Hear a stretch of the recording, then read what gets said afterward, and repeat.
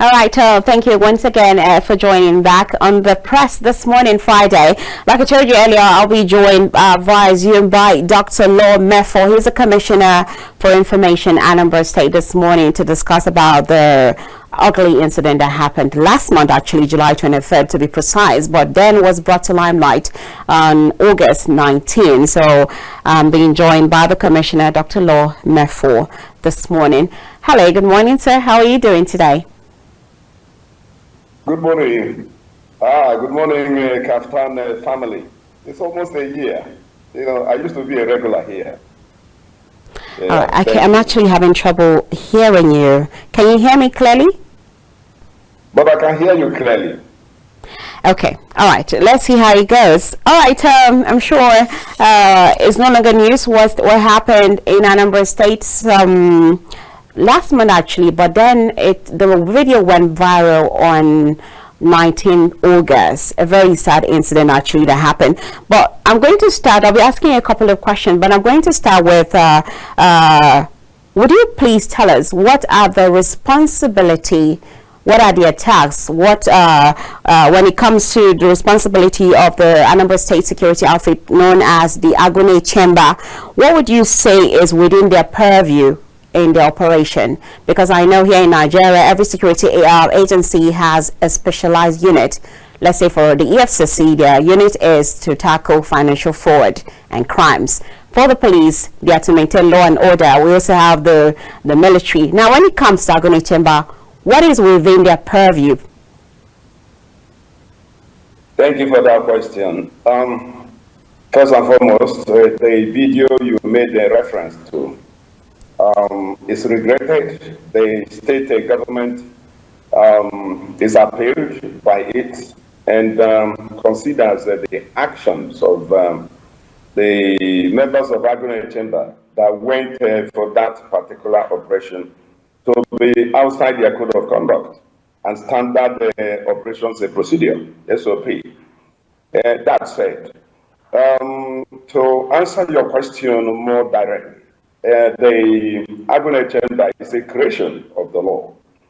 The Anambra Homeland Security Law 2025 is what they created the Agunne Chamber. Before now, Anambra Vigilante Law 2016, I think, named our vigilante just Anambra Vigilante Group, AVG. But the new law rechristened the AVG or Anambra Vigilante Agunne Chamber. And under the new law, they are to assist the police in dealing with crimes essentially, all levels of crimes, violent crimes, kidnapping, armed robbery, Yahoo plus, cultism, and anything and everything crime. And they are working under the direct supervision of the police. They are to help the police. They are not an alternative to the police created by Nigeria. Don't forget, the Nigerian constitution says that there shall be no other police force, that there shall be only one police force in Nigeria, only one police force.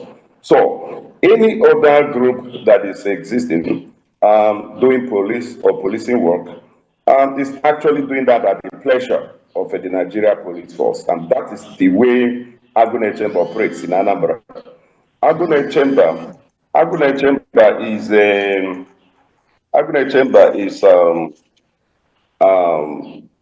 therefore expected to go in search of criminals wherever they are.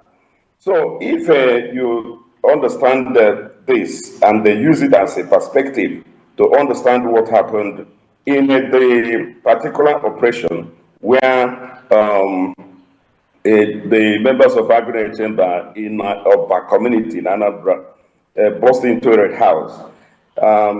They were searching Yahoo boys and girls. That was what took them there. So it is not about the legality of the operation. It is the way and manner they went about it. And for example, since you are assisting the police, you cannot do what the police cannot even do. You can't bust in, even with reasonable suspicion. There is need for warrants, and even if you do not have a warrant and all that, it has to be basically civil. Because from the girl's account, the girl demanded to know who they were, and demanded that they be allowed to make a call to their superiors for them to know that they were being taken away, and by who. These are very legitimate requests, and they were all denied. And in response, the girl got the beating of her life. Not only beating, she was stripped naked. There is no way assault can be contemplated by the new law, the Anambra Homeland Security Law 2025. It's not within its purview at all. So what they did, we maintain, is outside their code of conduct and the standard operations procedures, SOP.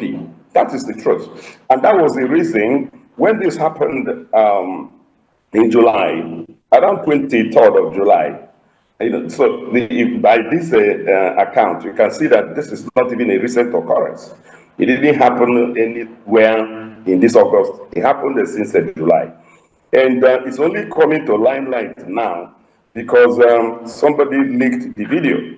The girl didn't want the video to go out at all. The girl and the family didn't even want to press charges. That is partly why this matter was not dispensed of fully in July. And of course, you can understand why the girl is reluctant. If you look at it, internet doesn't forget.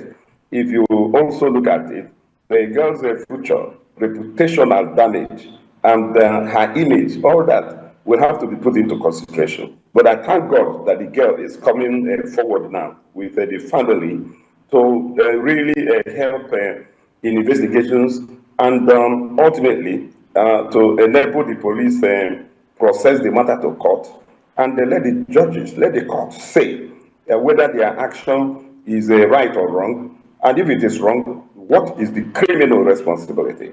But on our own part as a government, we have actually taken measures since that July.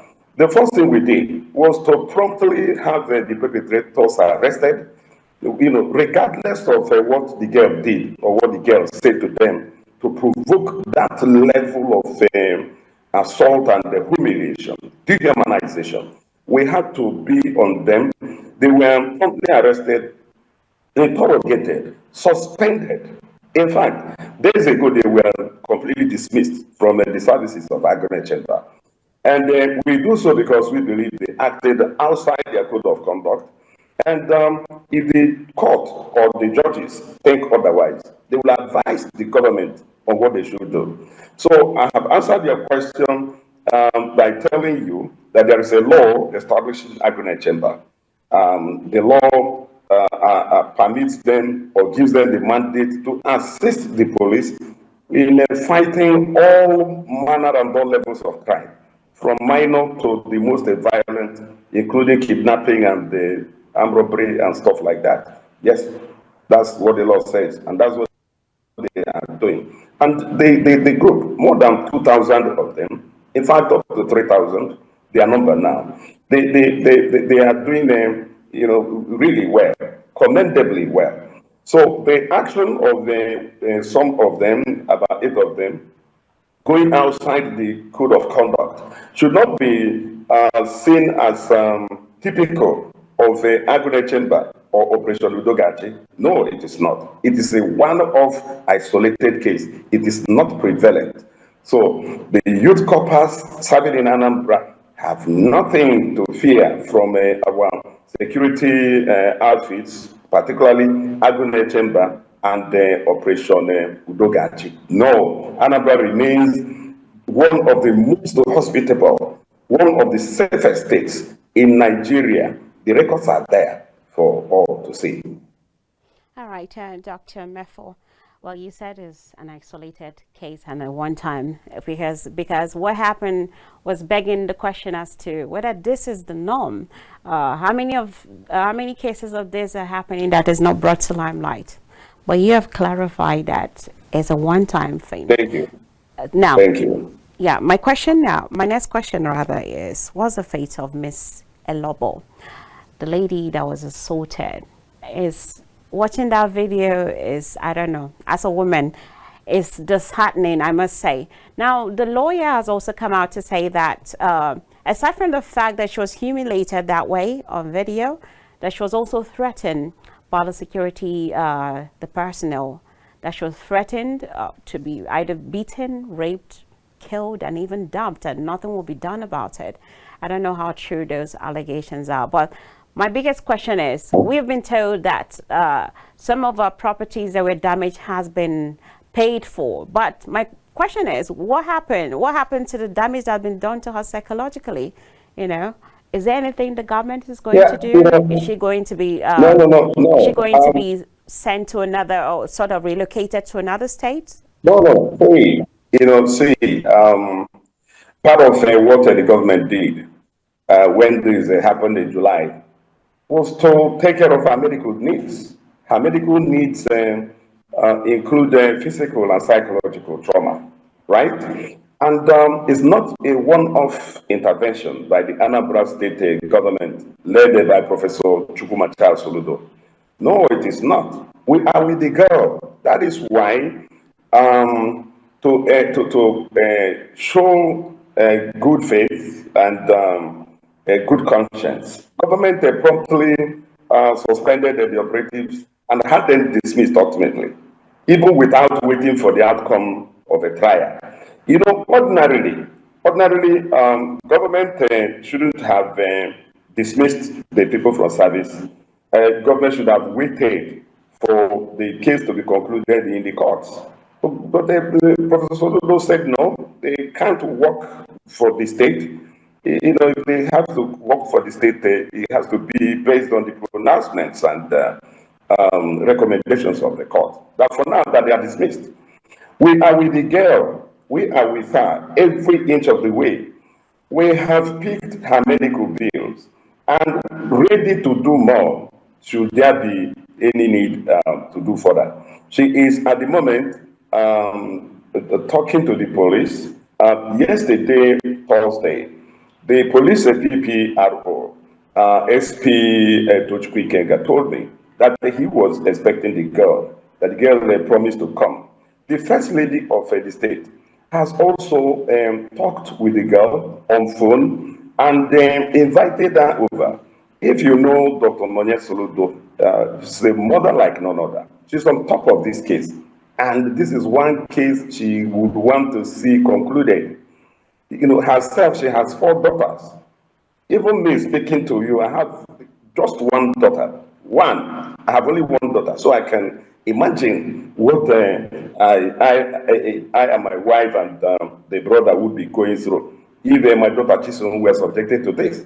So we are all in this together. We have to get justice for the girl. That is what the state is already pressing.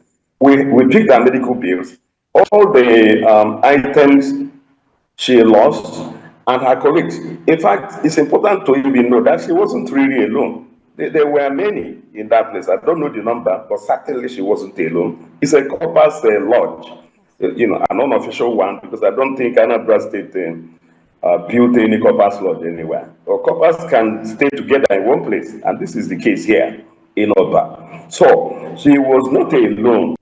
And so she wasn't the only one that even lost something. Everything, all their claims were attended to. That same July, replacements made.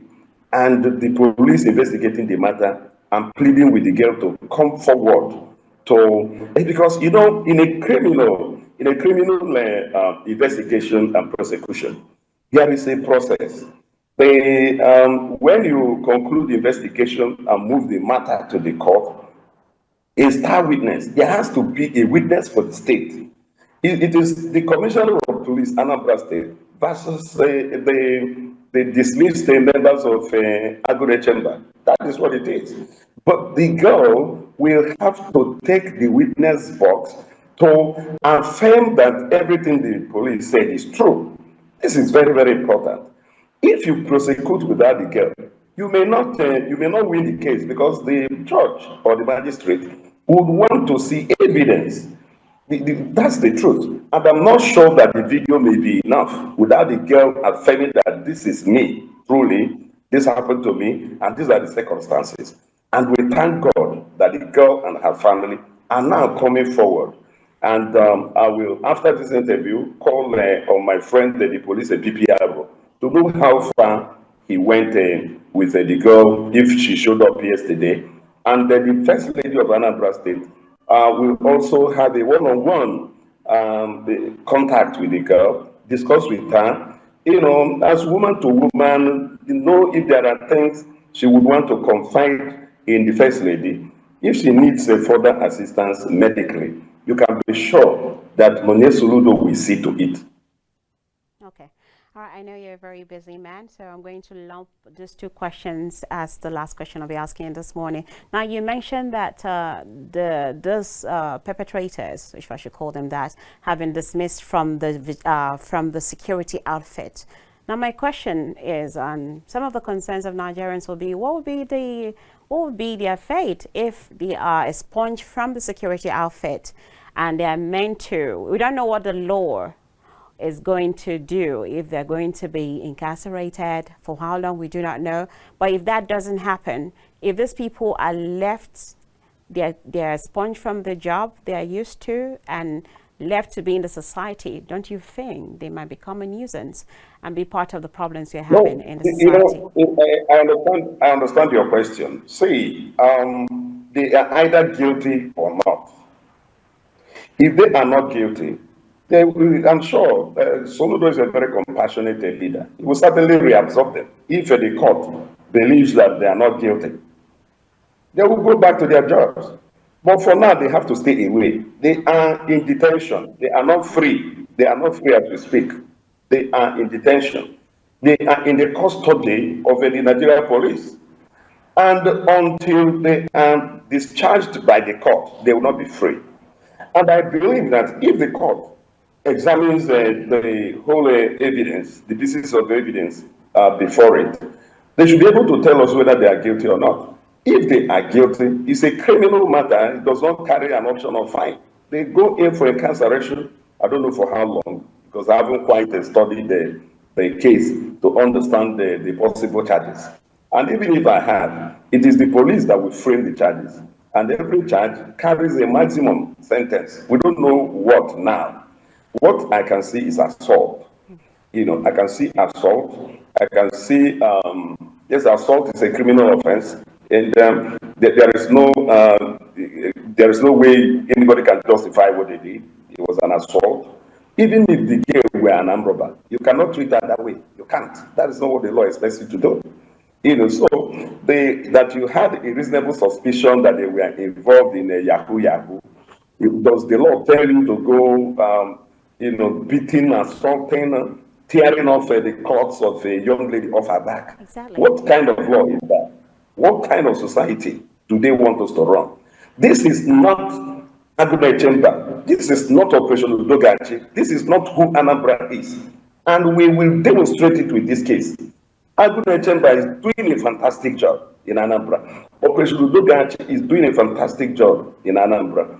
That you have one or two of them going outside their standard operations procedure and code of conduct should not be used as a brush to tar the entire security outfit. No, they are doing a great job. And I'll give you evidence to prove that they are doing a great job. We just had an election last Saturday, an non-fair season election, a senatorial election, Anambra South, to replace my late friend, Senator Ifanyuba, and another one in Onitsha North, constituency 1, to replace the late Honorable Justice Azoka. The elections were very, very peaceful, very credible. In fact, more peaceful than any election that has ever happened in Anambra. And let me tell you something more that will further convince you. Anambra South is considered to be the most security challenged before Professor Soludo became governor. In fact, before Soludo became governor, 7 of the local government areas that make up Anambra South were under siege. They were under siege. The eighth one was Orumba. Or I think Orumba North or South, I don't know which, I think South, Orumba South. They were all, because it's more contiguous to Anambra South. They were all under siege, under siege. But now, election that held last Saturday, you have 70 communities in Anambra South. Election held in all. Election couldn't hold in most of those places when Soludo was being voted as governor. But now election could hold in all the communities that were hitherto security challenge. It shows that security has been remarkably restored in Anambra. And the continuous voter registration exercise was undertaken by INEC last month. They signed INEC report, you can Google it. They commended Anambra State for participating the 326 wards and 179 communities in Anambra participating in the continuous voter registration exercise. If you have the kind of insecurity... I'm sorry to cut you, but we're totally out of time. I wish I can tell you Yes, more. I do wish you could have more time to talk about this. I actually have one more question for you, but I would like you to answer in 1 minute. What is the, would you say in your best knowledge that the security outfit, Agone Temba, are receiving the needed training that is needed for their job? Because what was portrayed by those operatives show that. Listen, I understand the issue of a training. Agone Temba and the Agone Temba is, has been, let me put it this way, has been sufficiently trained. And as we speak, they are undergoing even further training by the Nigeria Police Force, Anambra State Command. The CP of Anambra, Ikoyi Orutugu, is retraining the Agone Temba directly and personally. So it's not a matter of training. They have received training and they are receiving further training, and the training and retraining is aimed at one thing: to make them as professional as possible. And they are doing fairly well. They are restoring security to Anambra State. All right, Dr. Law Mefo, Commissioner for Information, Anambra State, thank you so much for joining us on the show this morning. We do appreciate your time. Yeah, the pleasure is mine. Yeah, let's do this more often. Kaftan is my family, that's me. I'm a resource person to a Kaftan family, and I don't want that start to the street of me. I remain a member of the Kaftan family. You're welcome. Do enjoy the rest of your day. Hope to have you soon again on the show. Thank you. Thank you. Thank you. All right. With that, we end our segment, and I'll be having my guest, who is live in the studio here, joining me for us to look at some of the headlines quickly before we wrap the program up this morning. Stay with us. All right, welcome back once again on the press this morning, Friday. Yes, like I told you, I am being joined by a physical guest, one I can see and possibly touch. I have Mr. Richard Oriri in the studio. He's a political analyst. He's here with me today to discuss some of the headlines I shared with you earlier today on the show. It's a pleasure to have you join us. Good morning once again. Good morning. You're welcome. Man in red. You're looking so glamorous. Thank you. The man in red. Today is, thank God, it's Friday. Since you've started already. Friday, ordinarily, as you appear in white. Right. But this is how I look today. That's good. You look good. You look good. Thank you for joining us. My pleasure. All right, so let's quickly delve in some of the headlines that make waves today. I'd like to start with a bit of a politics. That's the PDP leaders disowning Lagos zoning summit. Now, some state chairman of the People's Democratic Party from the south have disowned the ongoing zoning summit in Lagos, and I think there's a planned meeting on Monday where some of this decision will be decided on. So my question, do you believe that this move will signal, or rather signals, a deeper disunity in the party? Like we used to say, and like I used to say personally, that PDP did not realize their mistake yet. And this shows clearly that there's no unity in PDP up till now. So I think there's so much fashion yet, and it has been pronounced by the leaders some one faction held their meeting in Lagos Yes. under the leadership of Seyi Makinde, and the other faction now they are proposing their own meeting, maybe possibly on Monday, led by former governor of Rivers State and current minister of FCT, Yes. His Excellency Wike. So the deeper crisis in the party is clearly coming up now, Yes. and that show of strength, I think, it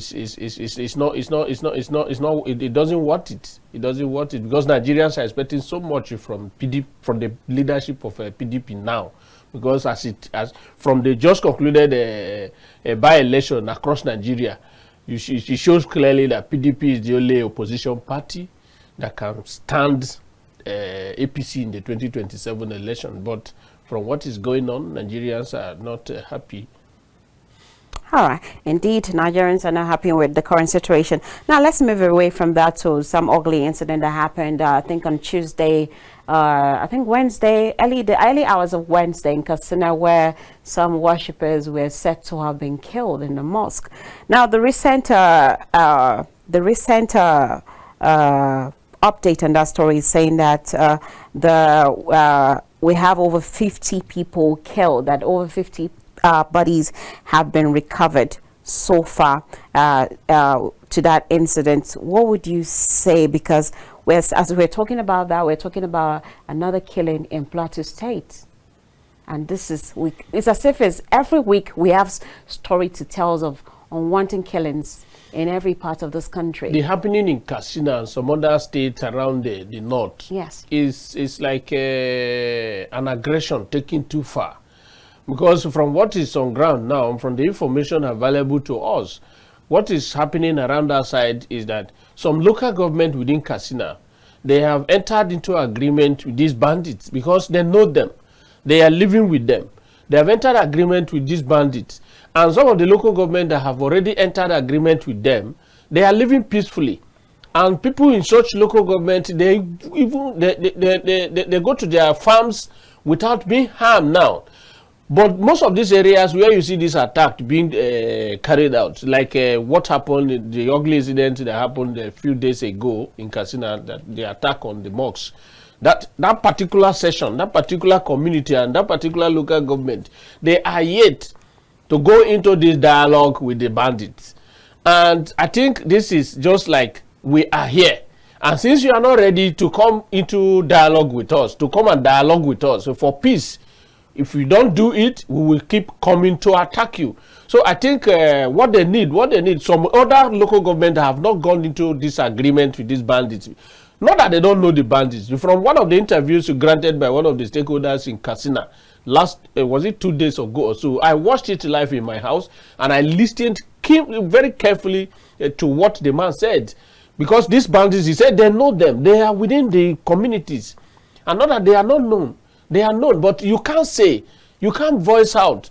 Because even if you look around the community, no police station anywhere, no military presence anywhere, no civil defense presence anywhere, until it happens. Before they will call for assistance, and before you see military men coming within the communities to assist them. So since they are living together, they are living in chain. They are just there being, in fact, they are in chain. So they can't voice some things out. They cannot point at any person and say, you are a bandit, but they know them. So the best thing, this is other local government, they have gone into this dialogue and the dialogue is working out. I think other local government that are yet to go into that dialogue with them, they should go into dialogue with them. Because since the dialogue is working now, I think that should be the best way to go. And government should embrace that for total peace within the region. Wow. I don't know. I find it quite absurd that these bandits have faces. Villagers know their faces. Then what are the security agencies doing? The CDS actually came out to say that that these bandits are being fueled by the mining. That they mine and the proceeds they get from the mining is what they use to buy their weapons. But the question is, what are the security agencies doing about it? I think that's what we want to know. That's what every Nigerian wants to know. Yes, we've gotten the fact this is what's happening, that these bandits have faces. I remember there was a time, I think the governor, I can't remember if it's the governor Kastina that said that these bandits are, they know them, they know their fathers, their grandfather, that they're not strangers. What is being done about it? Since the security have come up to say they are minors, it means they know the root cause of it. Exactly. So the root cause of it now, most of the bandits, majority of these bandits, they are not foreigners. They are locals. They live within the communities. And they are the ones that these foreigners are making use of for this mining job within the community. So for them, it is meaning what the security of officials have said to Nigeria now is that it's these foreigners who are into this mining job in Nigeria that are fueling the crisis within the north, and the best thing to do is to uproot them, take them off, and insecurity within the north will be over. Since this is the mining that is causing it, and they are now making use of our gullible youth within our communities to perpetrating this act, because it's the foreigners who, what they are mining from our soil, where are they taking it to? Some to China, some to other countries within the Europe. So they know these people that are here taking our natural resources off the soil of our country and taking to their country. And once they come, they make use of our youth who are jobless, and then giving them these arms to attacking communities where the deposits of these mineral resources are located. They will now use that opportunity to pushing out the entire community to making them having access to the mineral resources in our lands. So for the fact that they now know that the insecurity around that region is caused by mining, then those miners who are foreigners should be arrested and possibly prosecuted and possibly sent out of the country completely, because without them influencing these younger ones, these gullible Nigerian youths, there's no how that we have the opportunity, the chance of having these arms against their mothers, against their fathers within the same community. It's absurd. It is. Let's move away from that to another absurd story, and that will be the ASUU threatening nationwide rally and rejecting the staff loan scheme. Now, my question is, should education staff accept the loans if the public funding falls short? And or would you say that such scheme is like a band-aid for the moment, and that with time things will surface? We're talking about an agreement that was made in 2009. That's how many years now? ASUU is still going back to the 2009 agreement that was made that has still not been implemented by the federal government, and yet we may face another looming strike come next week or after. We are where we are because of problem of policy flip-flop in Nigeria. Our policy are not sustained. They are not things that one can say, this policy of government today, you can have trust in it. And that is why we are even having problem with foreign direct investment. Because once government come up with this policy today, tomorrow, that policy will not be favorable to your business any longer. And in such a situation, either your business crash or something else happen to you. Now, the union, the university union, staff union, they went into agreement with federal government in 2009, like you said, and today now they are going back to the same agreement that they went into with the government, that they are not comfortable with it. So what is the essence of all of this that they are putting Nigeria into? And the suffering, who are the ones who suffer this? Is the Nigerian students. And our education system completely, we have been complaining that the education system in Nigeria is somehow, and the staff of the university, they are equally not helping matter. If we are going into, like now, if they are to go into this strike, and government say, okay, come, let us negotiate. In the negotiation, once one of two of their superiors are giving something, they will be silent and accept to call off the strike. And at the end, when another management to come on board in the union, within the union, they will say they are resurrecting the agreement they have entered into with the past government as well. So some of these things they are doing is not helping the country.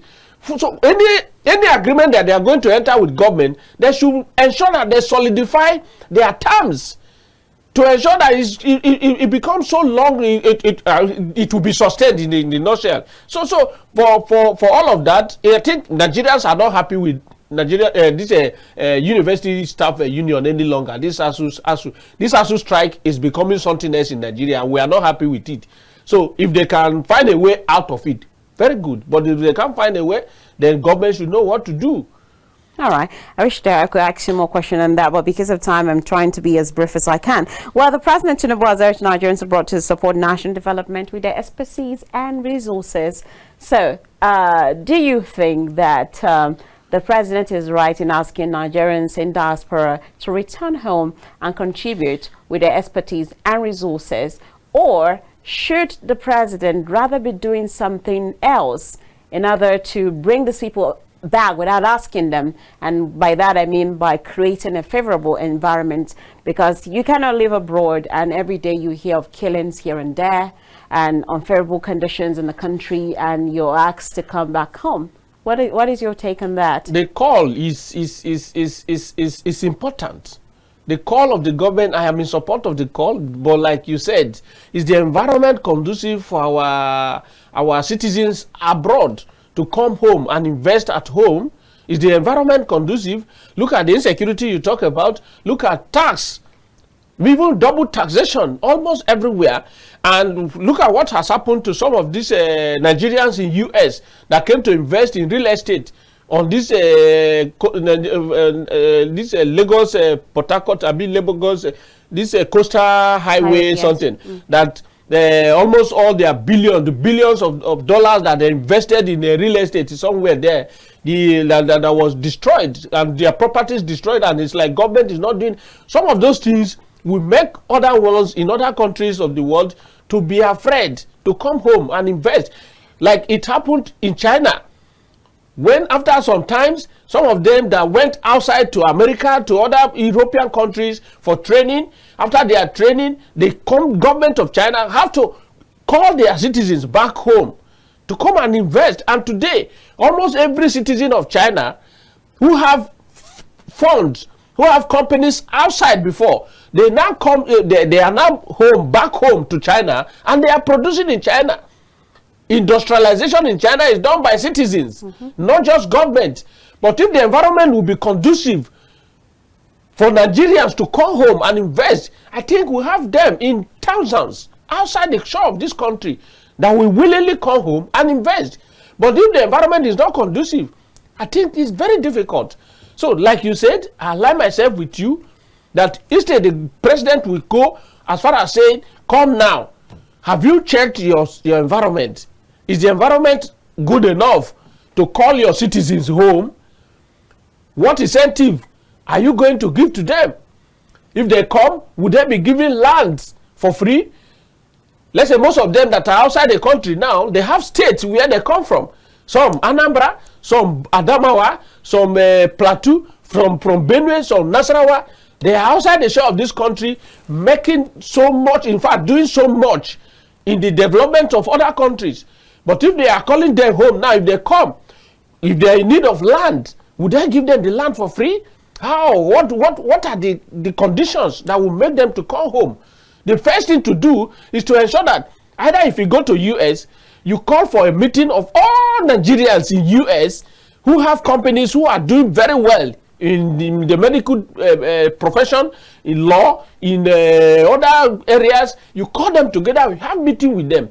Then you know the caliber of persons you have who are Nigerians in US.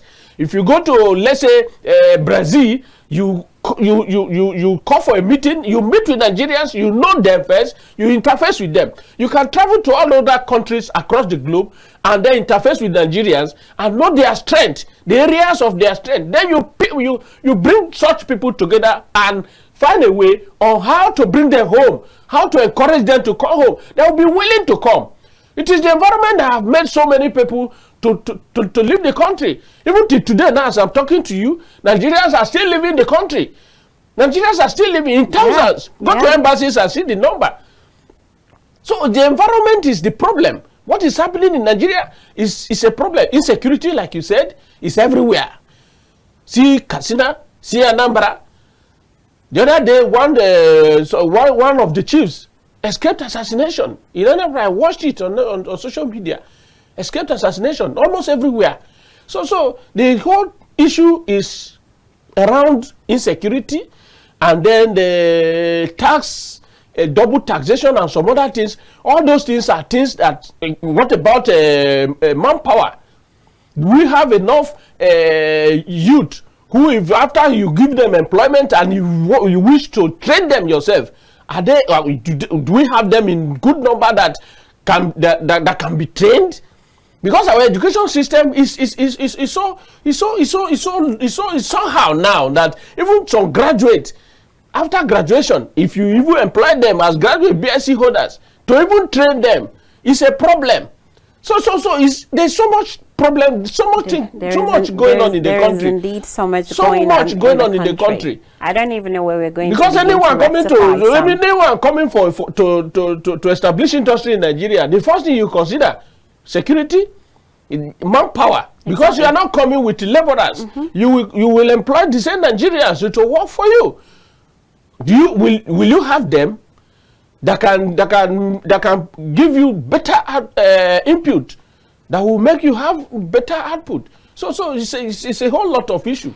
All right, Doctor. I said doctor. Maybe you soon be a doctor, Richard. All right, let me see. I want to see if I could take just one call because we're totally out of time.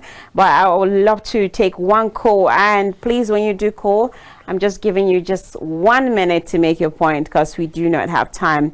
Let's see if I could take 1 or 2 calls before we wrap up the program this morning. So if you've been listening, the phone lines are on the screen. Call and contribute to our discussion this morning. Feel free to talk on any of the headlines that I read out to you this morning. So while we await that call, if they do come, I'd like you to talk about quickly on the planned pay rise for political office holders. You know, when I saw this, I was like, what's going on? Is it that I don't understand, because how can we be going through what we're going through? Just the other day, we're told that the minimum wage is less than $47.